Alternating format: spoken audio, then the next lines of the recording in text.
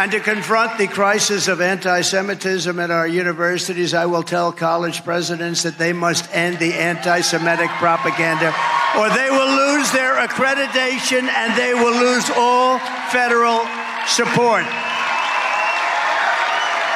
So my message today is very simple. If you want Israel to survive, you need Donald J. Trump as the 47th president of the United States. It's a very simple message. Very, very simple. This is the most important election in the history of the United States, and it's also the most important election in the history of Israel. Can you imagine that? A non-Israeli election is the single most important election that Israel will ever have. Isn't that something? With all I have done for Israel, I received only 24% of the vote. But I understood that. That was in 2016. And, you know, it's one of those things. I thought I'd do much better.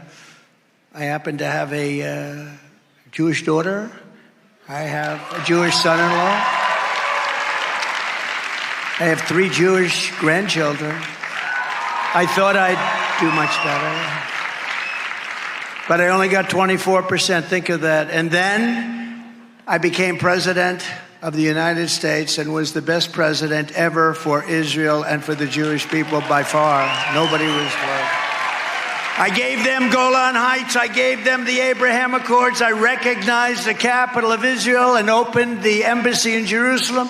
And most importantly of all, I terminated the Iran nuclear deal, which was the worst deal ever made in the history of Israel, in the history of the Middle East. I was there 4 years, gave them billions and billions of dollars. I was the best friend Israel ever had. And still in 2020, now I've done all these things, so now Jewish people have no excuse. I got 29%. I went from 25 to 29%. Think of that. Honestly, you didn't treat yourselves well. You didn't. It was a terrible thing.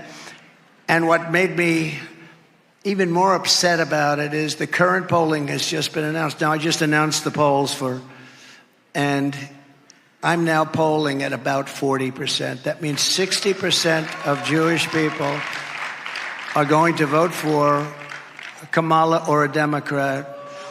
And honestly, you ought to have your heads examined. You ought to have your heads examined. And those votes may be necessary for us to win. I say us to win because we're in this together. But who are these people? Who are the 60% that would vote? And I really believe that bad things, very bad things are going to happen. And I'll put it to you very simply and as gently as I can. I wasn't treated properly by the voters who happen to be Jewish. I don't know. Do they know what the hell is happening? If I don't win this election, and the Jewish people would really have a lot to do with that if that happens, because at 40%, that means 60% of the people are voting for the enemy.